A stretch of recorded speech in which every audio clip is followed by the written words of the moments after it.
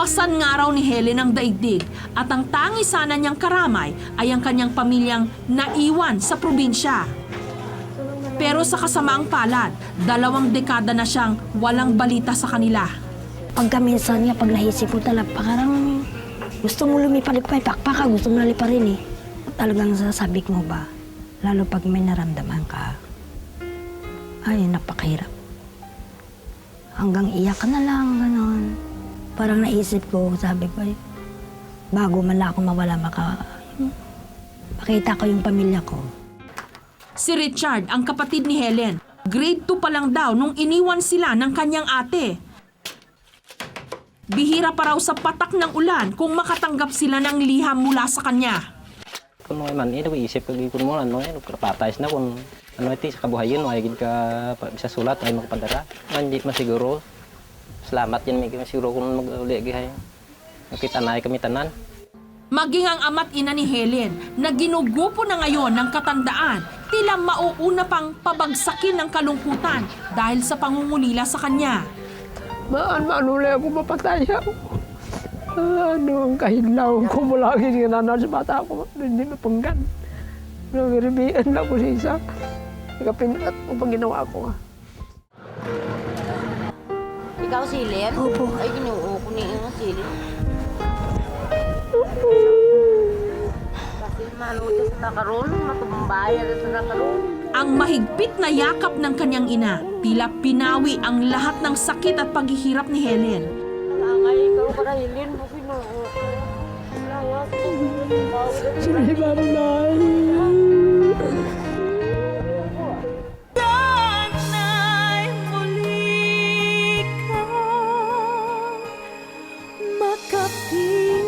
Sumusuko na si Helen sa dumapo sa kanyang breast cancer. Pero ang makita ang naiwan niyang pamilya sa Iloilo, ipaglalaban pa rin daw niya hanggang sa kanyang huling hininga. Kapapanganak pa lang ni Helen noon sa kanyang 3 anak, nung nasalat niya ang gaholing bukol sa kanyang kaliwang dibdib. Sa pag-aakalang gatas lang ito, ipinagkibit balikat lang ito ni Helen ng matagal na panahon. Hanggang isang araw, bigla na lang may sumirit na dugo mula sa bukol. At kasabay ng pagtagas ng dugo sa kanyang dibdib, ang unti-unting pagdilim ng kanyang paligid.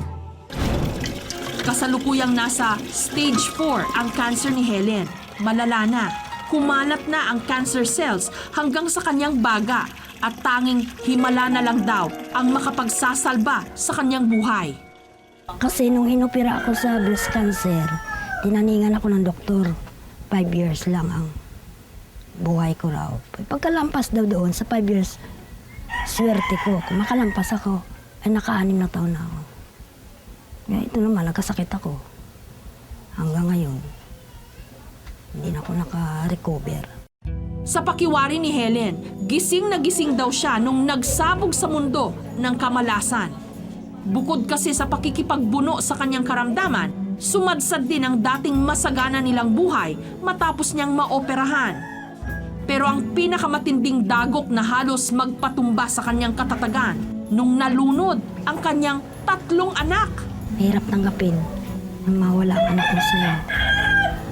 Kahit isa lang siguro mawala sa'yo, ang hirap. Hindi ka makakain. Isip mo lagi nandun, araw-gabi, kahit saan ka pumunta. Maligo ka, tumae ka, lahat. Nasa isip mo yun, hindi mo maalis. Pasan nga raw ni Helen ang daigdig at ang tangi sana niyang karamay ay ang kanyang pamilyang naiwan sa probinsya. Pero sa kasamaang palad, 2 dekada na siyang walang balita sa kanila. Pagka minsan nga, pag naisip mo talaga, parang gusto mo lumipad-lipad, pakpaka, gusto mo nalipad rin eh. Talagang sasabik mo ba, lalo pag may naramdaman ka, ay napakahirap. Hanggang iyak ka na lang, gano'n. Parang naisip ko, sabi ko, bago man lang ako mawala, makita ko yung pamilya ko. Parang ang ultimate survivor si Helen sa lahat ng mga ipinukol sa kanyang pagsubok. Umaalalay kasi sa kanya ang mga masasayang alaala na laging bumibisita sa kanya.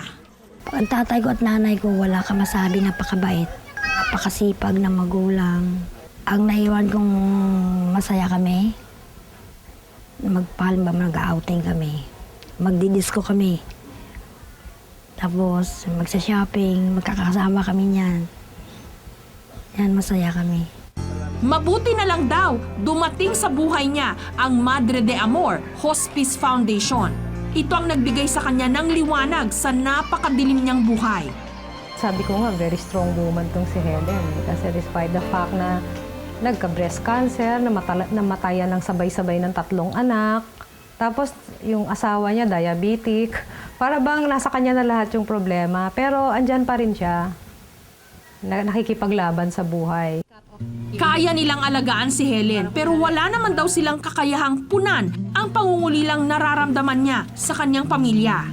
Ang parents niya pala matagal niya nang di nakikita, plus kapatid. Wala na siyang balita, ni sulat. Tapos hindi niya alam na kung buhay or patay pa ang parents niya. Mag-hold on lang siya. Dapat malakas yung loob niya. Kasi habang may buhay naman, may pag-asa yan eh. So basta manalig lang din siya dun sa nasa taas.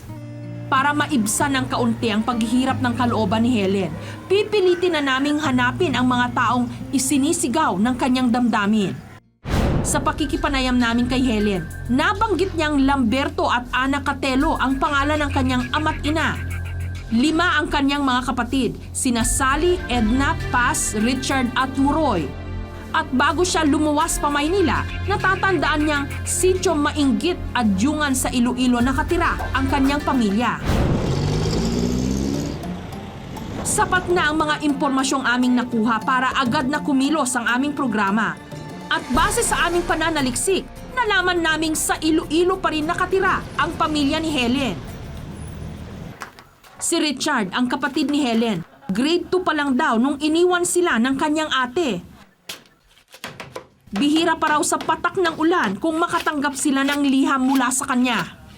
Kung man, isip ko mo, patay na kung iti sa kabuhayan, ay gid ka bisa sulat, ay makapadara. Hindi masiguro. Salamat yan, may siguro kung mag-uli gihay. Makita na kami tanan. Pero kailanman, hindi raw sila nagtanim ng anumang hinanakit sa kanya. Sa hidlaw la, tama kaya ako ni. Hidlaw gid eh. Grabe hidlaw. Gid sa tawag kabuhayan niya, way kong makita. Maging ang ama't ina ni Helen na ginugupo na ngayon ng katandaan, tila mauuna pang pabagsakin ng kalungkutan dahil sa pangungulila sa kanya. Maanulay ako mapatay ako. Kahidlaw ko mula lagi nga nanan sa bata ko. Hindi mapanggan. Nagribian lang ko sa isa. Nagapinat ko pang ginawa ko. Kaya tanging hiling nila bago man lang sila bawian ng buhay, muling madugtungan ang naunsyaming pagsasama nila ng nawalay na anak. Di mapatay. Taka ko kita ng bata ko. Nadugang yung batayan ko. Nakulang ko lang ka na makulit na dadi. Nito lamang nakaraang Miyerkules, muli naming binalikan si Helen upang isama pabalik sa kanyang tinubuang lupa.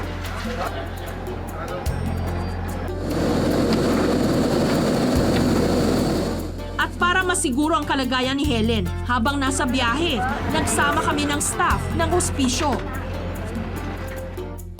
Umaga na nung lumanding kami sa airport ng Iloilo.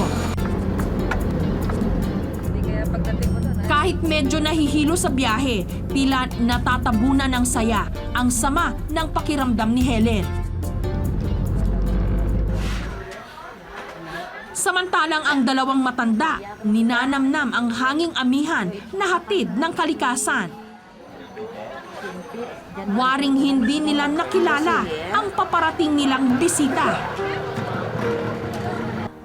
Ikaw silip? Opo. Ay, ginuo ko niya yung silip. Kasi manuti sa nakaroon, matumbaya sa nakaroon.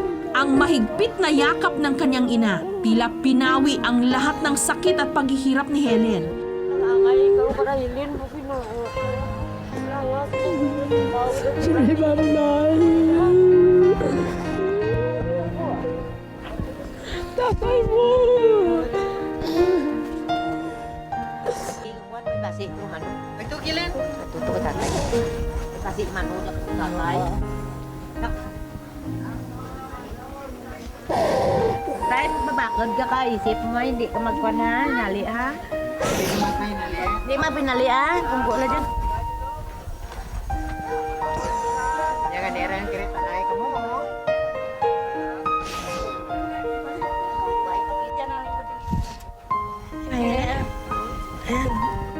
Ipinakita ni Helen ang teklat sa kanyang dibdib, parang isang sundalong may marka sa gera. Batamu ay mastado. Lalabas ko lang sa ospital. Nakalabas ka lang sa ospital ka mali. Akala ko mamatay na kung December. Sa pagkakataong yon, isang laban na ang naipanalo ni Helen. Napatawad mo ba ako, Inay? Hindi ako nakauli ng